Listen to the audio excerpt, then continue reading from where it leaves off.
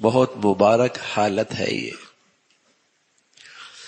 کہ آدمی اپنے گناہوں کی وجہ سے مایوس بھی نہ ہو، اللہ کی رحمت سے امید رکھے،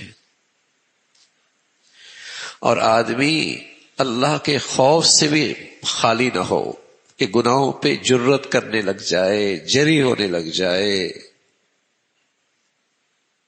خوف ہو اپنے گناہوں پر، امید ہو اللہ کی رحمت سے۔ بہت مبارک حالت ہے۔ گناہ تو ہو جائے گا، انسان ہے، گناہ تو ہو جائے گا، لیکن اس گناہ پہ ڈر شروع ہو جائے کہ کیوں ہو گیا، گناہ پر اللہ کی پکڑ ہو جائے گی۔ یہ جو خوف ہے یہ بڑی مبارک حالت ہے، اور اتنا خوف بھی نہ ہو کہ آدمی مایوس ہو جائے کہ میری تو بخشش ہی نہیں ہوگی، میری تو اللہ معاف ہی نہیں کرے، رحمت سے بھی امید۔ تو یہ جو حالت ہے یہ بڑی مبارک حالت ہے۔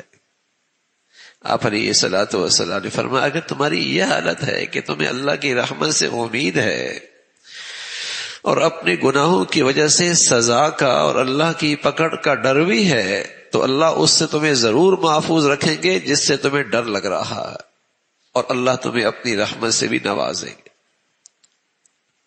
حضرات محدثین نے فرمایا کہ زندگی کی حالت میں جب صحت ہو، قوا مضبوط ہو، صحت ہو، قوا مضبوط ہو، طاقت ہو، صحت ہو، تو اس وقت خوف غالب رہنا چاہیے،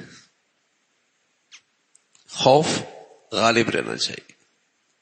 اور جب آدمی بڑھاپے میں چلا جائے، اعصاب کمزور ہو جائیں، اعمال اتنے نہیں کر پاتا، یا بیماری کی آخر حالت میں ہو، تو وہاں امید غالب ہونی چاہیے۔ اللہ کے نبی کے احادیث کو سامنے رکھ کر حضرات محدثین نے لکھا کہ عام حالت میں آدمی میں خوف غالب ہو، اپنے گناہوں کی وجہ سے، اللہ کی پکڑ کی وجہ سے خوف غالب ہو، تاکہ یہ چیز اسے گناہوں سے روک دے۔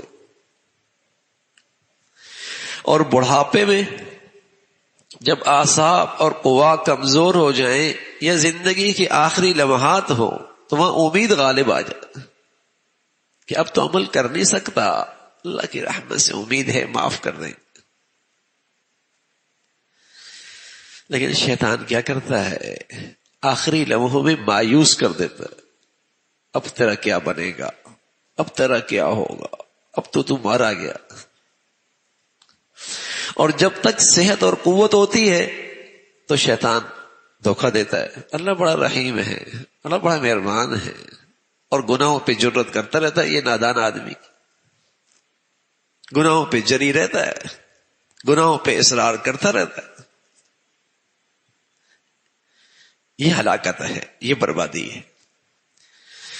تو یہ خوف اور امید بڑی مبارک حالات ہیں۔ تتجافى جنوبهم عن المضاجع يدعون ربهم خوفا وطمعا، یہ اللہ کے نیک بندے ہیں، رات کو ان کے پہلو بستروں سے الگ رہتے، اللہ کے سامنے قیام میں، رکوع میں، سجدے میں، گڑ گڑانے میں گزرتے ہیں۔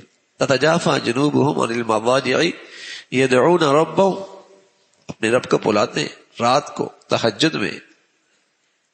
لیکن کیا مطلب، اپنی عبادت پہ مطمئن نہ خوفاً، خوف، اتنی زبردست عبادت اور ایسی مبارک گھڑی میں عبادت نصیب ہوئی، ایسے مبارک ساعات نصیب ہوئے، لیکن دل خوف سے خالی نہیں ہے۔ خوف وطمع، ہاں اللہ کی رحمت کی طمع اور امید بھی۔ یہ ان مبارک ہستیوں کا تذکرہ ہے جو اللہ کے وہ مقبول بندے ہیں جنہیں رات کے تہجد اور رات کی مبارک گھڑیاں نصیب ہوتی ہیں، ان کی اللہ کریم تعریف فرماتا۔ تتجافى جنوبهم عن المضاجع يدعون ربهم خوفا وطمعا۔ تو کتنا بھی بڑا نیک آدمی ہو جائے، اس کی نیکی قبول ہو جائے اور وہ نیکی کے صحیح راستے پہ چل رہا ہے، اس کی ایک بڑی علامت ہے کہ اس کا دل خوف سے خالی نہ ہو، خوف خدا ہو۔ اسے خوف خدا نصیب ہو. اس خوف خدا کی برکت یہ ہوتی ہے کہ بڑی سے بڑی نیکی کی بھی توفیق مل جائے نا تو آدمی نیکی کی وجہ سے بھی غرور میں مبتلا نہیں ہوتا. آدمی نیکی کی وجہ سے بھی مغرور نہیں ہوتا. آدمی اس نیکی کی وجہ سے بھی دوسروں کو حقیر نہیں جانتا. یہ خوف عزیز ہے. اور یہی کسی بڑی سے بڑی نیکی کی قبولیت کی نشانی ہے. اس لیے اللہ کے نبی نماز پڑھتے تھے. اور نماز آپ کی نماز کیسے ہوگی؟ ساری امت کی نماز ایک طرف، آپ کی نماز ایک طرف، سب پہ بھاری. لیکن جب آپ نماز سے فارغ ہوتے تو سب سے پہلے کہتے اللہ اکبر، استغفر اللہ، استغفر اللہ، استغفر اللہ، معاف فرما دے، اللہ معاف فرما دے، اللہ معاف فرما دے. اللہ اکبر. ایسی بڑھیا نماز، اور وہ اللہ کے نبی کی نماز. لیکن اس کے بعد کہتے استغفر اللہ، استغفر اللہ، استغفر اللہ. یہ اللہ کے نبی کی سنت ہے. یہ کیا ہے؟ امت کو سبق دیا کہ بڑی سے بڑی نیک آدمی بھی اس کی نیکی کی قبولیت کیا ہے کہ اس کا دل خوف خدا سے خالی نہ ہو. خوف تو یہ بڑی مبارک حالت ہے کہ اتنا خوف ہو جو مجھے اللہ کی نافرمانی سے روک دے، اور مجھے اللہ کی رحمت سے اتنی امید ہو کہ میں کبھی بھی اس کی رحمت سے مایوس نہ ہوں، اور اس سے مانگتا چلا جاؤں، اس سے معافی مانگتا چلا جاؤں، اس سے استغفار کرتا چلا جاؤں. مبارک حالت ہے. اللہ تعالیٰ بھائی یہ ایمانی صفات ہمیں بھی نصیب فرمائے.